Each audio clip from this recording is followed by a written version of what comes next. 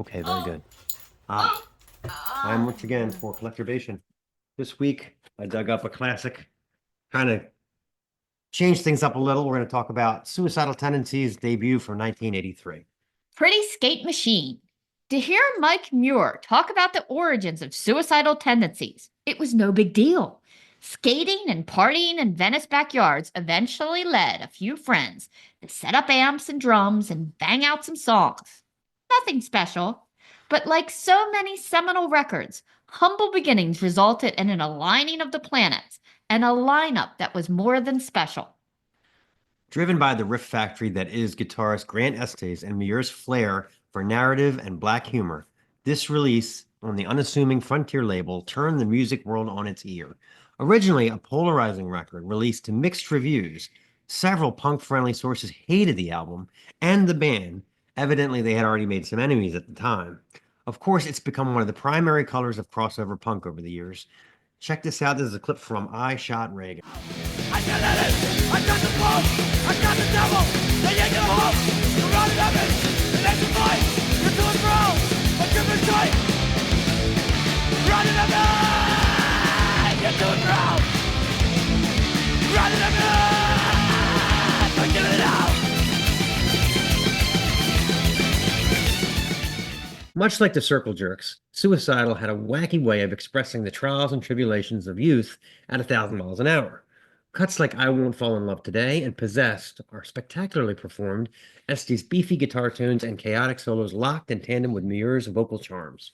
The band designed many of their songs with slower segments, springboards for Mike to deliver his self-depreciation tales of urban living, like I Saw Your Mommy. You can hear his voice crack when he goes for the high notes. Suicidal Failure, and a song that to this day captured my personal frustration as a teenager, Institutionalized.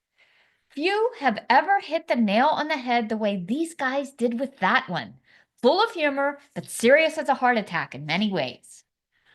Sadly, the follow-up, 1987's Join the Army, honestly is a puke-worthy listen compared to this debut.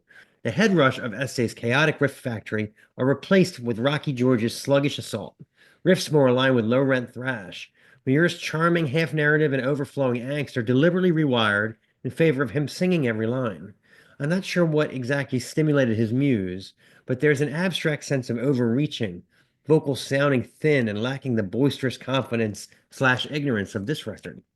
At any rate, this debut is a catchy, abrasive, and gloriously offensive to any fan of commercial music. Suicidal Tendencies' debut still deserves every accolade 30-plus years later. The original album cover is hardly ever mentioned, but likely took hours to put together. Total DIY vibe that the band would struggle to duplicate on future releases. Plus, we all learned a new way to wear a bandana. Let's play a song. This is Institutionalized.